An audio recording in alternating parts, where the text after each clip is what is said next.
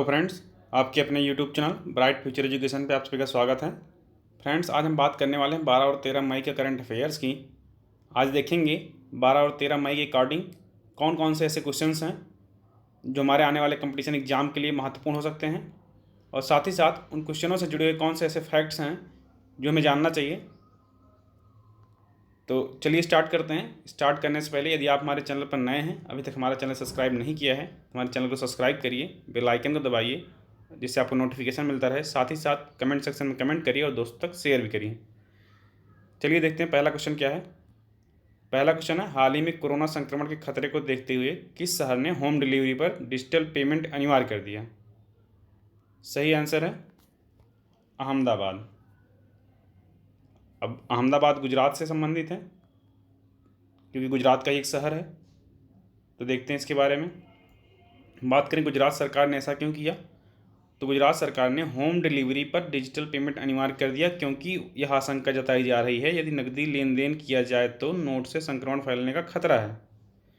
क्योंकि नोट बहुत ढेर सारे लोगों के पास आती जाती रहती है तो उससे संक्रमण होने का खतरा बढ़ सकता है, इसलिए होम डिलीवरी पर डिजिटल पेमेंट करने का ऐलान किया गया है। और बाकी जगह तो लॉकडाउन है, इसलिए वहाँ पर जो है ज़्यादा समस्याएं हैं नहीं। बात करें गुजरात की, गुजरात की राजधानी गांधीनगर है और वहाँ के मुख्यमंत्री हैं विजय रूपाणी, राज्यपाल हैं आचार्य देवव्रत, और प्रमुख अभ्यारण्य हैं गिरी अभ्यारण्य, कई बार पूछा गया क्वेश्चन है, नारायण सरोवर राष्ट्रीय उद्यान और बद हिल्स वन्य जीव अभ्यारण्य। अब बात करते हैं सीमाओं की। तो गुजरात की सीमाएं आप देख सकते हैं यहाँ से, ये रहा आपका गुजरात, और यहाँ सीमा राजस्थान लगाता है, मध्य प्रदेश और महाराष्ट्र, ये 3 राज्यों से सीमाएं बनाता है। अब बात करते हैं नेक्स्ट क्वेश्चन की। हमारा अगला क्वेश्चन है, हाल ही में आई रिपोर्ट के अनुसार भारतीय सुंदरवन में बाघों की संख्या बढ़कर कितनी हो गई है? इसका सही आंसर है 96। पहले कितनी थी? 88 से 96 हुआ है। बात करें सुंदरवन की, सुंदरवन भी देख लेते हैं। सुंदरवन क्या है? सुंदरवन का नाम, सुंदरवन एक राष्ट्रीय उद्यान है, आप कह सकते हैं कि एक डेल्टा है। इसका नाम सुंदरवन क्यों पड़ा? इसका नाम सुंदरवन इसलिए पड़ा क्योंकि यहाँ पे सुंदरी नाम का एक वृक्ष पाया जाता है और यहाँ पर रॉयल बंगाल टाइगर्स जो है संरक्षित किया गया इसको, और यह विश्व का सबसे बड़े नदी डेल्टा भी है। यहाँ पे सुंदरवन जो है उसी नदी डेल्टा पे स्थित है और ये विश्व का सबसे बड़ा है। अगर कभी क्वेश्चन पूछे कि विश्व का सबसे बड़ा नदी डेल्टा कहाँ पाया जाता है तो आप कह देंगे सुंदरवन। बात करें ये किस राज्य में है, ये राज्य है पश्चिम बंगाल राज्य में स्थित है। तो पश्चिम बंगाल के ऊपर थोड़ा बात कर लेते हैं। पश्चिम बंगाल की राजधानी कोलकाता है, मुख्यमंत्री ममता बनर्जी हैं, राज्यपाल जगदीप धनखड़ हैं।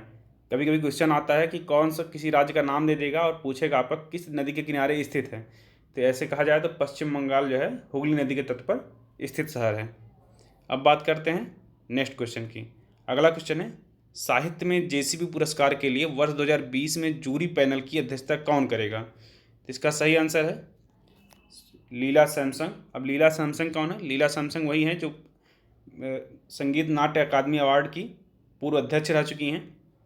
और बात करें जेसीबी पुरस्कार की, तो इसकी स्थापना हुई थी वर्ष 2018 में। पुरस्कार क्षेत्र क्या है, मतलब कि पुरस्कार किस क्षेत्र में दिया जाता है? भाषा साहित्य के क्षेत्र में। और पुरस्कार राशि कितनी है? 25 लाख रुपए। यह पहला पुरस्कार जेसीबी किसका दिया गया था मलयाली लेखक बेन्यामिन को। और जेसीबी पुरस्कार वर्ष 2019 किसको दिया गया था? माधुरी विजय को। पुस्तक कौन थी इनकी? The far field. और बात करें 2020 में जूरी पैनल की अध्यक्षता लीला सैमसंग करेंगी। आपको पहले ही बता चुके कि ये पूर्व संगीत नाट्य अकादमी अवार्ड की अध्यक्ष रह चुकी हैं। अब बात करते हैं नेक्स्ट क्वेश्चन की। हमारा अगला क्वेश्चन है, किस राज्य में पुनः मुख्यमंत्री जन कल्याण संबल योजना की शुरुआत की गई? इसका सही आंसर है मध्य प्रदेश। मध्य प्रदेश सरकार फिर से अपने यहाँ जन कल्याण संबल योजना शुरू कर रही, क्योंकि ये पहले भी लागू थी लेकिन दूसरी सरकार आने की वजह से बंद हो गई थी, अब फिर से चालू की गई है।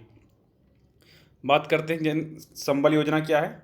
इस योजना के तहत गर्भवती महिलाओं को डिलीवरी से पूर्व 4,000 और डिलीवरी पश्चात 12,000 रुपये की आर्थिक सहायता दी जाती है। इस योजना से एक्सीडेंट में भी अगर कोई व्यक्ति इंजर्ड होता है, उसकी मौत होती है, तो उस केस में सरकार उसको सहायता प्रदान करती है आर्थिक सहायता। बात करें हाल ही में अन्य योजनाओं की जो मध्य प्रदेश सरकार ने चलाई है, तो जीवन शक्ति योजना, महिलाओं द्वारा मास्क बनाया जाएगा। यहाँ पे मास्क लिखा है, ये गलत है, मास्क होगा। तो मास्क बनाए जाते हैं जो कि आप को 11 रुपये में उपलब्ध कराएगी। ये जीवन शक्ति योजना के थ्रू वहाँ की मध्य प्रदेश की महिलाएं आपको 11 रुपये में ये मास्क उपलब्ध कराएंगी, चाहे वो सरकार को दे दे, चाहे आपको डायरेक्ट मार्केट में मिले। बात करें जीवन अमृत योजना। जीवन अमृत योजना क्या है? इसके थ्रू इम्यूनिटी सिस्टम बढ़ाने के लिए चूर्ण का निर्माण किया गया है, जिसको 2 लाख लोगों तक पहुंचाने का लक्ष्य रखा है। बात करें संकल्प योजना। संकल्प योजना में बुजुर्गों की सहायता के लिए चलाया गया है, जिससे कोरोना वायरस में जो कोई बुजुर्ग अपनी दवा मंगाना चाहते हैं अपने घर तक, तो उनके लिए योजना है। वो सीधा अपने दवा का पर्चा अपने किसी स्वास्थ्य कर्मचारी को भेजकर दवा अपने घर पर मंगा सकते हैं। बात करें नेक्स्ट क्वेश्चन की। अगला क्वेश्चन है, हाल ही में पेटा इंडिया द्वारा हीरो टू एनिमल्स अवार्ड से किसे सम्मानित किया गया? इसका सही आंसर है नवीन पटनायक। नवीन पटनायक कौन है? नवीन पटनायक उड़ीसा के मुख्यमंत्री हैं। अब उन्हें ये अवार्ड क्यों दिया जा रहा है? कोविड-19 की इस महामारी दौर में जानवरों को खाने पीने की समस्याएं हो रही हैं, जिसको ध्यान में रखते हुए उड़ीसा सरकार ने जानवरों के खाने पीने के लिए अलग से बजट आवंटन किया है।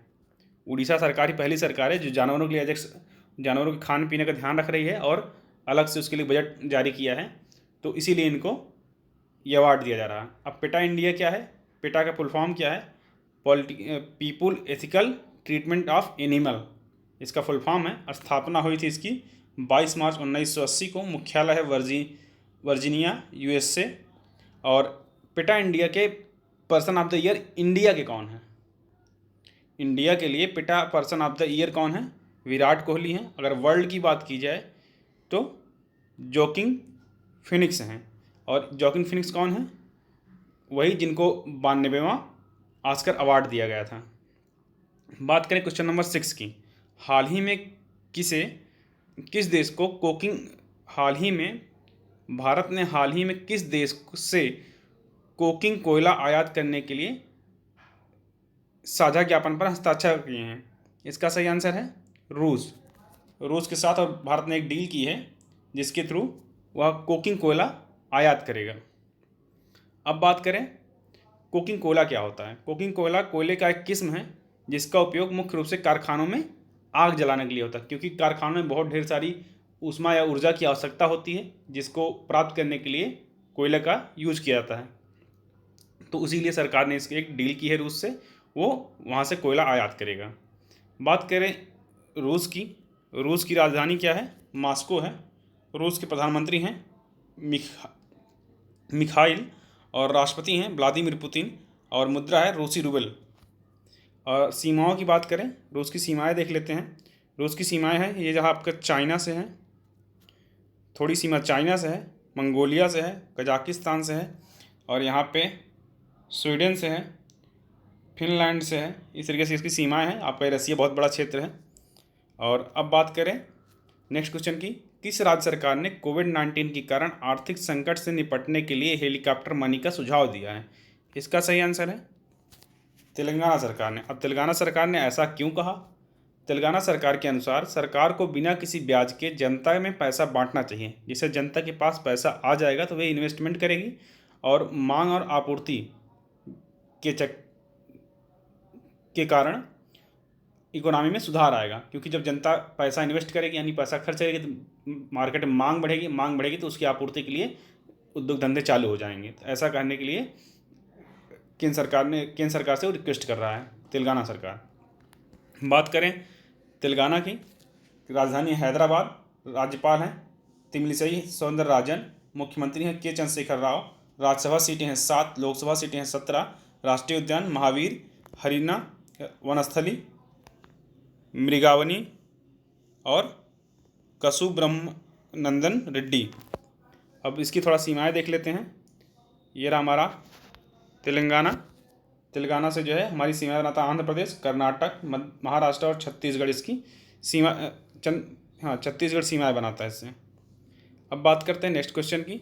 हमारा अगला क्वेश्चन है, कोरोना वायरस महामारी के इस दौर में 5 द्वीप देशों की सहायता के लिए 10 मई 2020 को भारत सरकार ने कौन सा मिशन लॉन्च किया? 5 द्वीप जो भारत के आसपास स्थित हैं उनकी सहायता के लिए मिशन सागर चलाया गया है। मिशन सागर क्या है? मिशन सागर वो है, कोरोना वायरस महामारी के दौर में भारत सरकार ने अपने आसपास के 5 देशों की सहायता के लिए मिशन सागर चलाया है। इस मिशन के तहत सरकार 5 देशों को जरूरी दवाइयाँ और आवश्यक खाद्य सामग्रियों की आपूर्ति करेगा। इस मिशन में सबसे महत्वपूर्ण क्या है कि जो क्वेश्चन बन सकता है, भारतीय नौसेना केसरी जहाज़ का उपयोग कर रहा अपने। अब बात करते हैं नेक्स्ट क्वेश्चन की। किस देश ने 10 मई को सैन्य अभ्यास के दौरान गलत फहमी में आकर अपनी जहाज़ पर मिसाइल चला दिया, जिससे 19 से ज़्यादा लोगों की मौत हो गई? तो इसका सही आंसर है ईरान ने। ईरान ने ऐसा क्यों किया? बात करें ईरान, यह घटना तब हुई जब ओमान की खाड़ी में ईरान अपना सैन्य अभ्यास कर रहा था। ईरान अपना सैन्य अभ्यास कर रहा था, उस दौरान किसी गलतफहमी की वजह से ईरान ने अपने ही जहाज़ पर मिसाइल दाग दी, जिससे उसमें सैनिक जो थे वो मृत्यु हो गई उनकी, लगभग 19 लोगों की मौत हुई इसमें। बात करें ईरान की, तो ईरान की राजधानी तेहरान है, राष्ट्रपति हसन रूहानी हैं और मुद्रा ईरानी रियाल है। अब नेक्स्ट क्वेश्चन देखते हैं। अगला क्वेश्चन है, किस राज्य सरकार ने कारखानों में काम करने की अवधि 8 घंटे से बढ़ाकर 12 घंटे कर दी है? इसका सही आंसर है मध्य प्रदेश सरकार। मध्य प्रदेश सरकार ने अभी जो है अपने यहाँ क्या था कि 8 घंटे तक काम होते थे मजदूर, 8 घंटे तक का काम करता था मजदूर, लेकिन अब उसको बढ़ा के 12 घंटे कर दिया है। अब देखते हैं मध्य प्रदेश से कुछ और तथ्य। मध्य प्रदेश के भी पिछले हमने कुछ तथ्य देखे थे जहाँ पे हमने योजनाओं के बारे में बताया था। अब देखते हैं कुछ और तथ्य। जैसे यहाँ पे मध्य प्रदेश की राजधानी है भोपाल, मुख्यमंत्री हैं शिवराज सिंह चौहान, राज्यपाल हैं लालजी टंडन और मुख्य अभ्यारण्य कान्हा टाइगर रिजर्व और माधव राष्ट्रीय उद्यान, पन्ना राष्ट्रीय उद्यान, ये मुख्य वहाँ के अभ्यारण्य हैं। इससे भी क्वेश्चन बनते हैं।